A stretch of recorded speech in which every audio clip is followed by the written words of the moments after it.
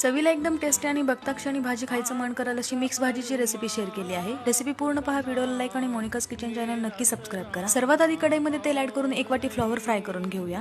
Flower fry झाल्यानंतर 1 वाटी मटर fry करून घ्यायचा आहे। मटर फ्राय करून झाल्यानंतर यामध्ये 1 वाटी चिरलेला बटाटा फ्राय करून घेऊया। अशा प्रकारे भाज्या फ्राय केल्यानंतर भाजीची टेस्ट छान लागते। आता त्याच तेलामध्ये 1 कांदा, 2 टमाटर आणि अद्रक लसूण हलकसं फ्राय करून घेऊया। आता यामध्ये थोडीशी कोथिंबीर आणि 6 ते 7 काजू ऍड करून मिक्सरला अशा प्रकारे बारीक पेस्ट करून घेऊया। आता कढईमध्ये 5 ते 6 चमचे तेल ऍड करून 1 बारीक चिरलेला कांदा ऍड करून चांगला फ्राय करून घ्यायचा आहे। कांदा अशा प्रकारे फ्राय झाल्यानंतर मिक्सरला बारीक केलेली पेस्ट यामध्ये ऍड करून तेल सुटेपर्यंत फ्राय करून घ्यायची आहे। आता यामध्ये चवीनुसार मीठ, 1 चमचा कलरची मिरची पावडर, 1 चमचा तिखट मिरची पावडर, 1 चमचा कुटलेला मसाला, 1 चमचा किचन किंग मसाला, अर्धा चमचा हळद, 1 चमचा धना पावडर। आता हे सर्व मसाले तेल सुटेपर्यंत फ्राय करून झाल्यानंतर फ्राय केलेल्या भाज्या यामध्ये ऍड करायच्या आहेत। आता भाजीमध्ये पाणी, कोथिंबीर गार्निश करून भाजी शिजवून अशा प्रकारे थोडं तूप ऍड करून घेऊ। गरमागरम टेस्टी मिक्स भाजी तयार आहे।